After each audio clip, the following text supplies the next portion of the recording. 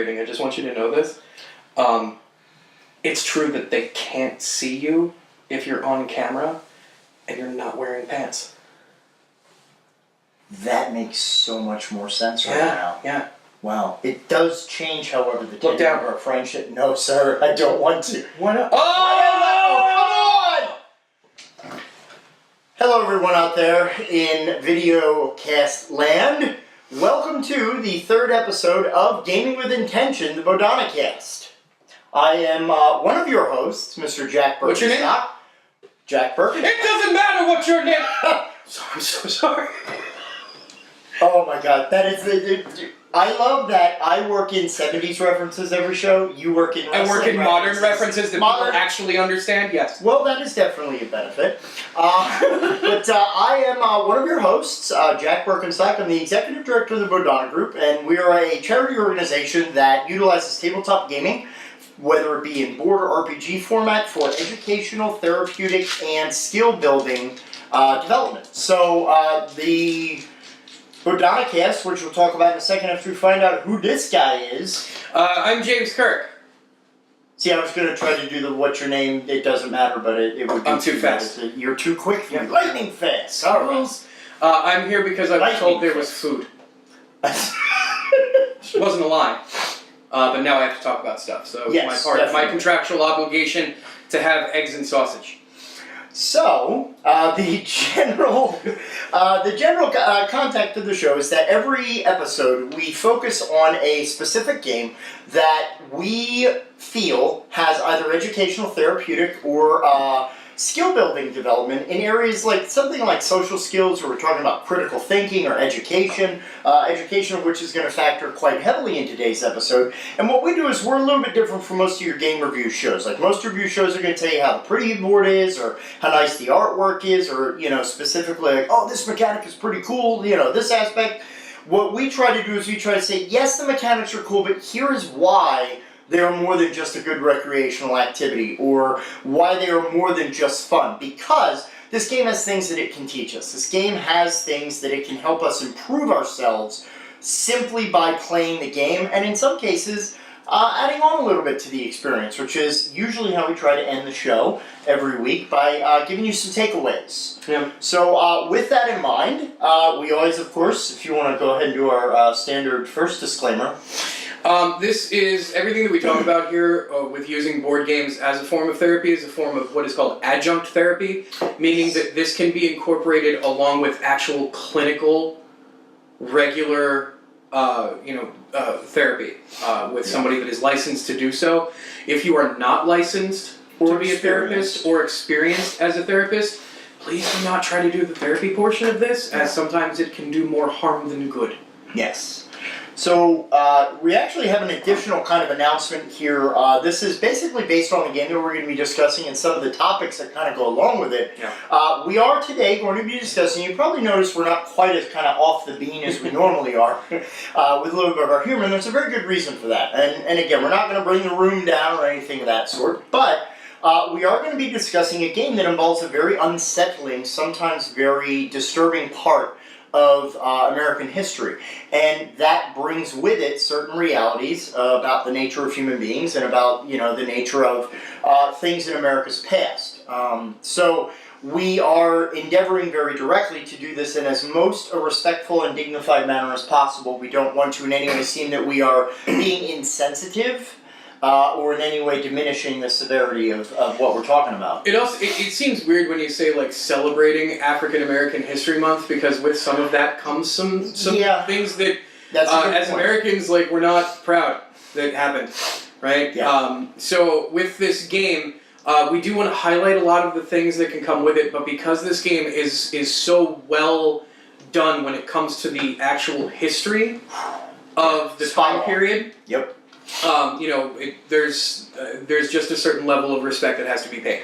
Yeah, most definitely. For what happened. So, we will, of course, do our standard kind of intro bit, which is kind of themed around. So, this week the question we're kind of asking each other, because we do this every week, kind of, you know, get used to seeing each other, is what historical event or what historical theme would you like to see a game based on, and why? The Titanic. Really? Yeah, I want to make a game where you actually have to stop the Titanic from sinking, but there's no way to do it. So that, like, secretly, like, everybody loses. Like, you keep trying to find a way to stop the Titanic from sinking, but you can't do it.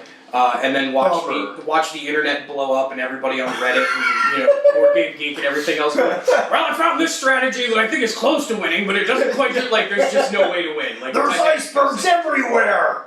It teaches people about inevitability. Wow. That's actually a very, very cool thing. And I mean, some of that's going to factor into our discussion, oddly enough. That is absolutely incredible. I would actually like kind of, and this is odd for me to say, like a political intrigue game about the Cold War era. Jack Ryan.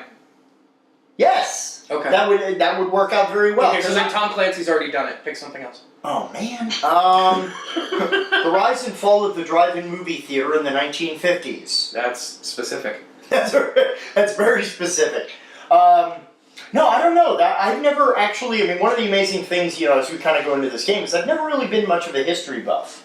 My father, however, he was a huge history buff. He was a big Civil War history buff. He actually went to a lot of the Civil War museums, be it North or South. He was pointing out inconsistencies in Gettysburg, and I'm just like, yeah, Dad, I understand he didn't shoot that guy on the left side. Yeah. That's very fascinating. My dad did the same thing and took over for a tour guide. Seriously? Yeah, at Gettysburg. He started talking about... Synergy. He started talking about stuff on the battlefield, and there was a group of people following the tour guide, and some of them started to migrate over to where my father was talking. So like little baby ducks. And then eventually the tour guide was following us. I didn't even notice. I was 7, 8 years old. That's insane. Because I was yeah, great. He was standing right there, and he put his arm up exactly like that statue is standing. That's so cool. Thanks, Dad. Can I play Pac-Man now? And then it occurred to me how awesome my dad was, because then all of these people are following, and the tour guide. And the tour guide's taking notes and stuff and talking to my dad after it's over. And that's awesome. It was crazy. But yeah, he was also big Civil War, probably even bigger Native American history. Nice. He's gotten articles and things like that on the 12 Nations of the Iroquois and the Sioux Indians and the Papakanahochi or whatever the name was that was somewhere in Pennsylvania. I don't know. You are learning. I am learning. Papakanahochi is not a name of a Native American tribe. Oh. I don't remember what it was. So it actually sounds like a brand of microwavable popcorn. Yes. So, even though I'm not a history buff, what is the game that we are talking about? Today we are talking about Freedom, the Underground Railroad. And this game is produced by Academy Games. The designer is Brian Mayer, and this game came out in 2012. Average time to play this game is roughly between 60 to 120. Now bear in mind, if it's your first time... Which Jack and I actually kind of learned is a bit of a misnomer, because one of the things we discovered is that this game is actually harder with more people playing. Yeah, very much so. It's so straightforward with 2 people playing. We were expecting to have this 2.5 hour grand session where we were going to sit down and learn this thing, and we had this whole thing licked in 10 minutes. And we're manipulating the whole thing after it was deceptively complex. You think it's more complex. And this is one of those things that as we talk about more games on the show, you're probably going to find out one of the little learning curves that you're going to have is when I opened up my first, and this is kind of inside baseball here, but when I opened up my first Fantasy Flight board game, I nearly passed out and fainted. Because I was like, what are all these things for? Literally, it was someone's prop department threw up in a box. That's how much stuff was in there. And when you initially open this, there's a lot of coins, there's a lot of chits, there's a lot of tokens, there's a lot of wooden blocks in here. Steal a term from one of my friends, the game is fiddly. Fiddly? Just means that there's a lot of things to fiddle with, not an actual... I was trying to stop you from doing that. It went to the game store? Sorry. So, the game does seem to have a lot of pieces, but it's very easy to learn, actually. Ages 13 and up. Sweet spot, there really is no definitive sweet spot. I mean, it plays between 1 to 4 players. And, as James said, the more players that you have in the game, the longer it may take, which actually more players adds to the complexity, which is very nice. Yeah. So, what is this game about in general? Do you want to give us an elevator pitch of it, and I'll go into the mechanics? Well, so it takes place simulated with the cards that come as part of the game. It takes place over the span of roughly 65 years. It's most of the 1800s. And the game simulates the slave trade. Slaves coming to plantations in the South, and you take a part of one of several generic roles in the Abolitionist Movement. Yep. And I just always cover myself naturally. We are here to educate. The Abolitionist Movement started because there were folks in the North that were against the slave trade and were attempting to use different forms of propaganda and media at the time, raising money, going out and actually physically removing these slaves from these southern plantations and bringing them north to where they would. The idea was that they would be safer if they could do so, and it started all kinds of very early bounty hunting. Because there were people that were trying to catch these slaves that had been moved north.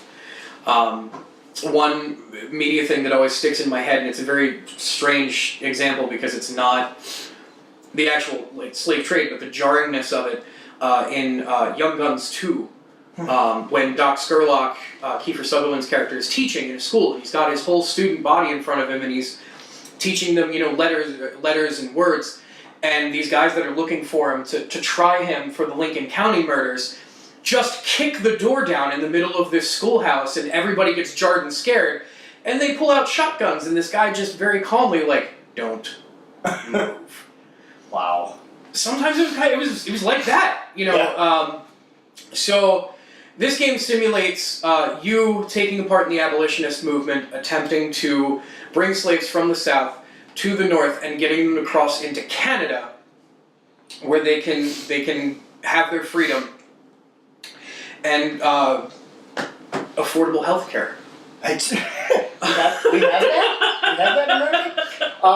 So in general, there's, when we talk about the type of game, it's obviously some strategy elements to it. There's a very heavy co-op element as well.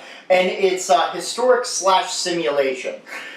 Which actually, as we kind of talk about the different ways, how do you win? James kind of already, talked about this a bit, where you have, depending on the difficulty and also the number of players that you have, there are actually 3 separate win conditions that go into this game. So the first one is you have to bring a certain number of slaves from the southern plantations up to the north. We'll talk about that movement thing in a minute.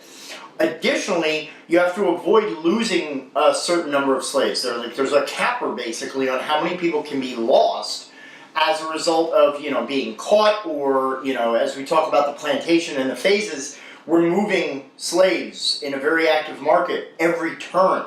There are more people coming over off the boat to plantations, and quite directly, if there's no room, they are lost. And, that means that they have died. There's no room for those folks, so there's not enough food, there's not enough resources, etc. Additionally, winning, you have to actually buy all of what they call support tokens. And what this is it's basically money that's invested, like James said, for propaganda, and to kind of raise awareness in the culture to the fact that, how screwed up this whole movement is. Then you have to basically survive the round without violating any of the losing conditions. So it's not just that, oh my gosh, we got everybody up north, it's all over, or hey, we've gotten all the support that we needed, it's over. No, we still need to kind of survive. And the rulebook even kind of very directly states, you may not always win, and honestly, all of these things, that's just a portion of solving this problem, because it still went on, and one of those kind of things that I guess we'll talk about a little bit later is the fact that even though it's not the same geography, even though it's not the same area or maybe so close to home, this type of activity still exists to this day in other countries across the world. So this is not something that has been addressed to completion. Unfortunately, there are always power differentials that exist in our society. Sure. So, as far as the general setup of the turn, the sequence of play, the first thing that happens every turn is that the slave catchers move. Now, the interesting thing about this is that there are basically 5 different pawns, each with its own color and shape, and they represent slave catchers. And these are the kind of the bounty hunters. The bounty hunter people that would move around trying to catch escaped slaves that were coming from the south to the north. Each of them has a colored track on the board that they move in, and they can only move in that track. So at the beginning of the round, You take the 2 dice that are sitting at the bottom there of the board, and one of them has 5 sides. Both of them are 6-sided dice. One of them, 5 of the sides match the 5 different bounty hunting groups that are looking for slaves, and then the last one is just like somebody walking with a knapsack. That means that none of the slave catchers move that round if that is rolled. Otherwise, you roll the color of the group, and then the other die has a number of arrows that are either shaded or not shaded that tell you, based on the board, which direction these catchers move and how many spaces. Yep. And they basically move north, south, or east, west, depending on the arrows. So the danger... I'm sorry, I got ahead of myself. Got ahead of yourself? No, that's okay. So the slave catchers move first, which basically kind of starts off some of your strategy, because then you go into the planning phase. Planning is where basically you're buying coins that represent either fundraising. So you basically, the idea rather brilliantly directly is you basically gain $1 of fundraising for every slave that is on a plantation. So pretty much it's directly saying, look at the nature of this problem. Look at all of this. Let's generate awareness based on how severe this issue is. So on one hand, you need the problem to be evident to generate the support financially that you will then use to buy movement, which pretty much could be interpreted as resources that are utilized on the Underground Railroad. Or just the support tokens are, you are paying for advertisements in newspapers, you are paying to hold rallies, things of that sort. So you're buying basically the culture, like people are knowing, hey, this is a problem. One of the neat things about fundraising is that as the game goes, eventually once you get into the later period, in the later years, 1860 to 1865, fundraising no longer focuses on the number of slaves that the plantations have. Yep. It now switches to the number of slaves that are in major cities in the north. So now your focus then becomes, look at what we've done. Yeah. Look at the freedom that these people are enjoying, and they're this is what is deserved of all men and women. We need to do more of this. So yep. the focus changes on how the people were able to fundraise based on the issue and the time period, which I thought was fantastic. Yeah, and that plays very directly into the action phase, which is the next portion. So action basically is where you play the tokens that you've bought. To be able to utilize and do the movement on the board. Now here's the interesting thing about the movement, because remember we said earlier about the whole idea of the slave catchers, basically as you roll them they move a certain direction. Well, here's the other thing about this. Those routes actually also represent like the rumor mill. Kind of like, hey, I've caught wind that someone's along my route. Because there's a lot of this that actually was based on actual commonly patrolled routes for slave catching. So there are like certain cities that are highlighted on the board as like places where people can move to. But if you move one of the slave tokens onto a space within that trail, the slave catcher basically has caught wind of movement along their route. So they move closer to where that person is. And that can complicate your movement in a lot of different ways, because you may have a token, that you're playing that basically is like, well, you can move a total of like 6 different people this round to cities, but you got to be very cautious and strategic, which I think is brilliant in terms of really considering how complex it's like. It's not you put a person in the back of a wagon and you just kind of head on up. There was a lot of pressure and a lot of sentiment on both sides in terms of this whole abolitionist movement and abolitionism versus slavery. That it very accurately represents, to a very simple movement mechanic, the strain of accomplishing this goal. So then you move those, and then you also play the cards. Now the interesting thing about the cards, and James kind of talked about this earlier, is that the game basically has cards that reference different time periods, and these time periods include different actual historical events and figures. For example, I've drawn some sample cards from the 1860 to 65 deck, which is actually the final time period. And you have people like, for example, you can actually play a card which is Harriet Tubman. And this card enables you to move 2 slaves from any plantation in the South directly to Canada. So you don't have to worry about all that move, and that makes sense because, now you may, she was literally like the face of the Underground Railroad. It's one of the most commonly associated persons. We have historical events like the Cooper Union speech. We have the 1850 Compromise. We have Follow the Drinking Gourd, which is obviously it's a reference to some of the different symbolism that was used as far as tracking where safe houses were along that route, and we're kind of following our way to freedom. So the wealth of history, and we're going to talk about this a little bit more in the education piece. Those time periods and the cards that you buy, the middle period, which is one of the most long and intense periods, has the most cards in it because that's when a lot more activity occurs. So you play your cards, you play your tokens, you move everybody as they need to go, and they're followed by all of the slave catchers, etc. Then you go to the slave market phase, and this is kind of one of the more sad portions of the game, which is the slave market is your timer. When you play the game, depending on how many players you have, it tells you how many of these slave market cards you have in the game. Each one represents a different number of slaves that are being brought into the plantations in the South. So turns ahead of time, how many new slaves are going to be placed in the plantations, and as you're moving them up, you try to make enough room that the new ones can be added in below, so that you don't just automatically lose them. Right? So if you run out of slave market cards and you haven't freed the requisite amount of slaves, you lose. Yeah, game's over. Yeah. So you want to get everything done before the slave market deck runs out. Yep.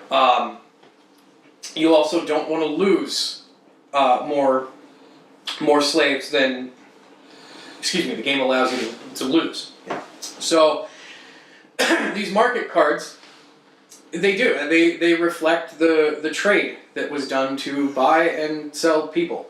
Yeah. But that's dark. So, the mechanic of it, moving them down here, allows you to then know ahead of time how many is going to be moved, and then it gives you an idea of how long you have to be able to make that much room, which then complicates things further when you're talking about movement on the board, because you can only move so many people a turn. You can see very quickly how this population adds up. Yeah, and how this problem, if not addressed, the game total, it stages difficulty by, the least amount of players you have. You might have a card that has like 4 to 6 people who are coming over. But if you're playing with like a larger number of players, you'll have a card that has like 9 people.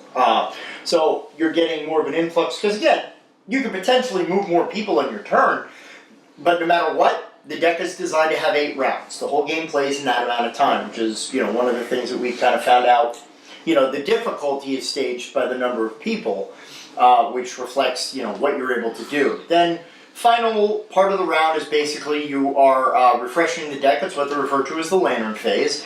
And in the Lantern phase, basically, depending on the number of players that you have, you actually get rid of cards from down underneath. So the cards that you can choose to buy are limited, and they kind of, go away after a while, which reflects, I guess, in one way the passage of time, but it's also kind of a risk, because we do have certain cards in the deck. For example, these are usually our orange cards, which are basically like obstacles that happen to the Abolitionist Movement, and some of them, very similar, if you tuned in last episode to our Marvel Legendary, it's very similar to when those villains escape in that game, that there's like an escape condition, where if this card makes it to the end of the row and it has to be discarded, by just timing out, then this terrible thing happens. Yeah, something bad happens. You might lose a certain amount of money, or you might, have to, slave catchers get an extra movement. All these different things that can reflect some of the difficulty that happened during this whole process of trying to bring people to freedom.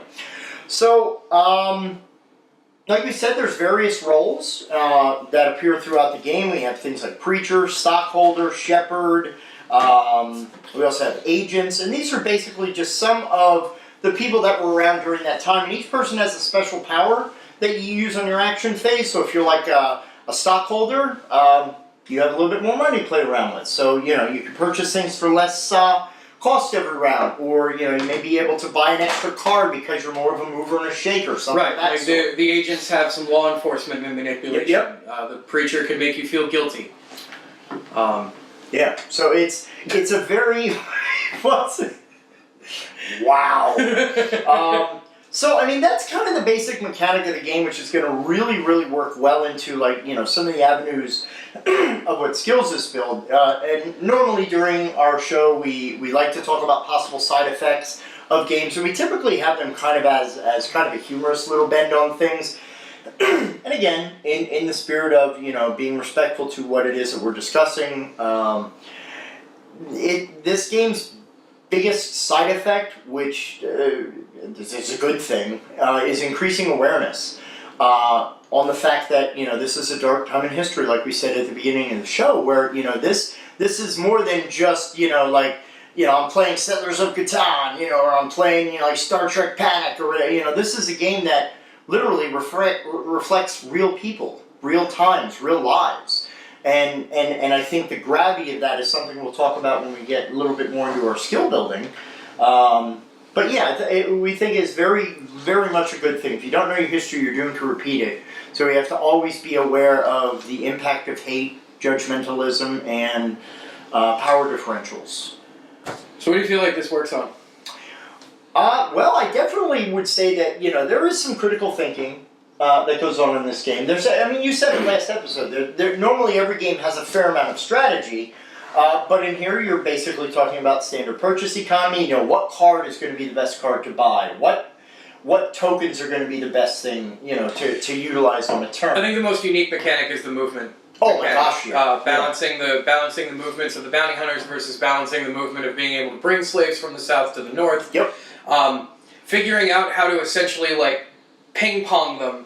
Yeah. So you, like, move them closer to this thing, but then bring this guy over here, which brings it back this way, and then go back this way, and then he goes back this way. It's a huge balancing act. Yeah. Yeah, and then you, like we said, you have a lot of these cards that are going to play, and then all of a sudden, like, you know, you may move someone going, oh, thank God, they're safe, and then all of a sudden the die roll is like, well, you got to move in 3 spaces this direction. He's caught. And again, slaves who are caught in the game are slaves who are lost. Yeah. So yeah, I mean, again, it's not like we're playing Civilization or, you know, like Twilight Imperium or something. It's not that heavy of a strategy mechanic, but it does have some depth to it, which I don't want is to play Twilight definitely nice. I have a real job. I can't play Twilight Imperium. No offense to TI4, I believe is what they're on now. The Reckoning. Resiliency, I think, is something that works within that strategy mechanic as well. We talked about this last week, last episode, where, you know, we really looked at this idea of, you know, I think it goes a little bit deeper than just simple mechanics didn't work out resiliency in here. I think we're almost talking to some degree about resiliency in terms of just the emotional weight of the game. We had some, like, I looked at Jack, I think twice during our playthrough of this, and I was like, did we just make a moral decision? Yeah, we were like, well, it literally in the game, oh my gosh, it's such a beautiful point, James, that, like, during the game, the moment was, like, we were sitting in here, and we were like, we're not going to have enough room to do blah, blah, blah, and literally, as, you know, one of these abolitionist people, I found myself thinking, and it's one of those things where you don't realize the impact of what you say until after you say it. And I think you were just like, you know, and it's like, no, dude, no, you know, one of those kind of conversations. But I literally was like, yeah, but you know what? We can afford to lose this many people because it means we're going to be able to move more people to the north. So it literally was like, I'm sorry. I'm sorry, but to save other lives, some lives must be lost. Yeah. And I didn't mean it as like, you know, I'm a horrible person, you know. But that was a reality of that time, that there had to be tough decisions made because of the gravity of what was going on. Well, and it speaks well of the game to be able to make people feel that. Oh, yeah, without a doubt. I mean, so, you know, so there's a little bit of disappointment that comes in, readjusting your strategy as far as that. I mean, again, it doesn't feature prominently, but it's no. I think probably my favorite thing about this game is that it has absolutely no educational value whatsoever. Oh, yeah, no, I mean, you could not put this thing in a classroom. If you could leave history and education out of this game... Are you serious? That would be fantastic. Wait. Is that sarcasm I Go smell? ahead, yeah. Oh, yeah, heavy sarcasm. That night, I just farted. Dude. It's not true. It's not true. Or is it? or is it? Go ahead. I'm sorry. So, yes, as far as education, I mean, obviously, you know, there was a huge amount of educational impact to this. Not just the simplicity of being able to talk through, some of the historical implications about, like, what this might have been like. But, if you're an educator, look at all of the actual historical references. Like, even, again, looking back through the cards here, the 1850 Compromise, that's a 5 to 6 page report that someone could write, or, that's something that we could bring up, find the 1850 Compromise in one of your history books, or if you can't, where might you want to find information about that? Or if you can't, why not? Yeah, it's like, we need revisions! That's one of the more obvious, the game is set in and within historical time periods, so it is very historically accurate. The people on these cards, again, they're real people. These are actual things that happen. This isn't just fluff created, over ping pong games and, never mind. Now, one of the big things, do you love how you're training me so well that I realize my own ability to derail myself? So, you're like, just stop making references. No, but I wanted to draw special attention as something that isn't really like an expansion or so, but it speaks very well to the education piece. And we're going to try to, get some different images, and also we're going to obviously put a link to Academy Games, which is one of the places you can get this from. But this is a book called Teaching the Underground Railroad Through Play. So, Paul's going to give us a little bit of focus in on here. So, the whole idea about this, if you are an educator, or maybe if you're a person who operates within, like a homeschool program, this book is a guide on how to utilize this game in an educational setting.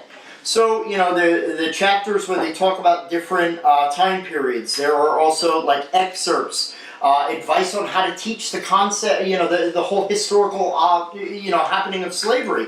A lot of great ways to bring the game into the classroom in a way that is very relevant. So they'll talk about, like, vocabulary words that you can kind of, have people look up. They talk about different reading sources and materials. This is a wealth of information that, again, you can order this when you get a copy of the game straight from Academy. Also, there are other game books or play-involved educational resources that are put out by Rosen Classroom, which is the person who does the book, Teaching the American Revolution Through Play, Financial Literacy, Programming, Secondary Science. Again, education and gaming, it is the chocolate and peanut butter that makes the perfect Reese's of gaming excellence. Did that work? Yeah, that was good. Okay, cool. People understand Reese's and how to... Yeah, there you go. So I guess the last one is one that we kind of hinted upon, but it's really a huge aspect to this game, which is empathy building. Not one that we find in many games. Not terribly. Because it's difficult to do. You're using the game to invoke understanding of a particular feeling or a time period or all of those things. Yeah. And you had some things you wanted to reference, so I'm going to let you... Yeah, I want to kind of call attention, if you're interested in, like, kind of some extra reading, there's a very wonderful blog... Because everybody gets excited about it. Extra reading! Yes, alright, you're giving me homework. Extra credit I didn't want to do.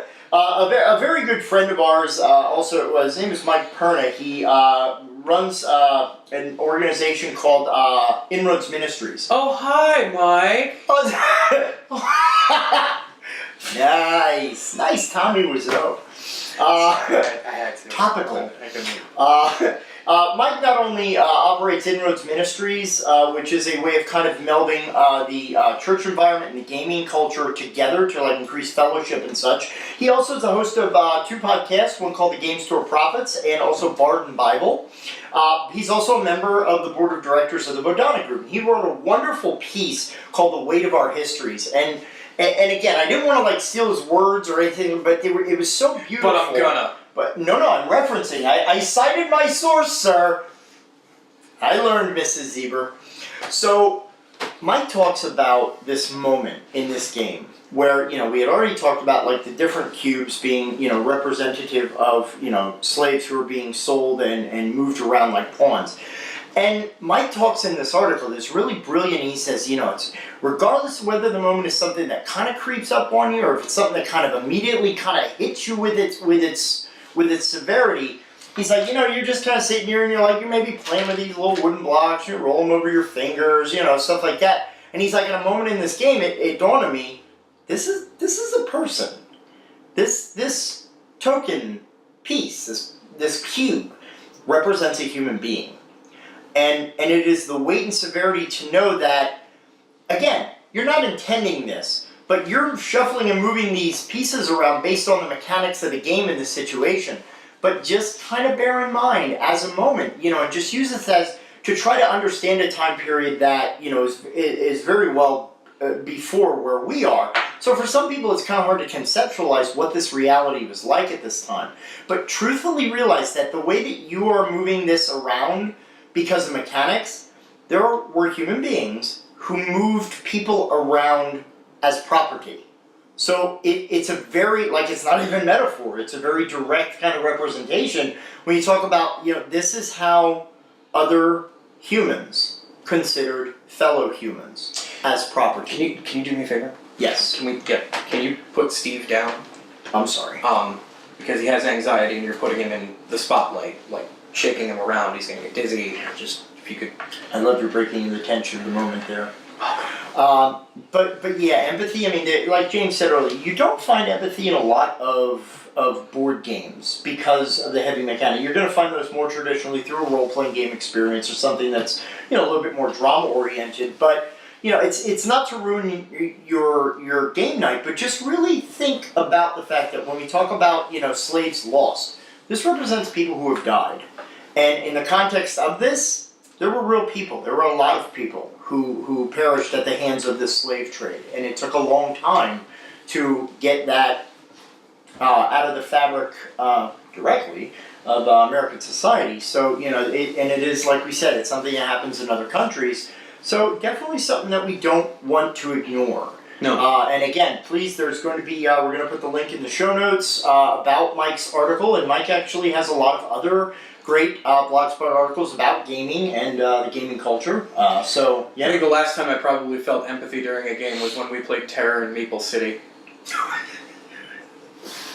I understand exactly what it's like to want to be a giant kaiju monster, eating everything in sight and throwing cars at other people that are trying to do the same. Okay, so you didn't feel bad at all for the meeples crushed under the weight of high-rise buildings? No, I think that simulates life.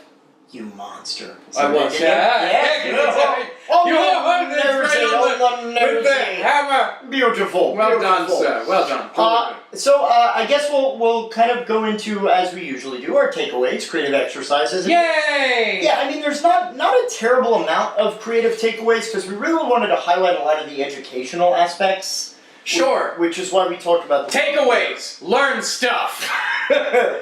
You better read more, fool. Knowledge. Get you some. Mr. T.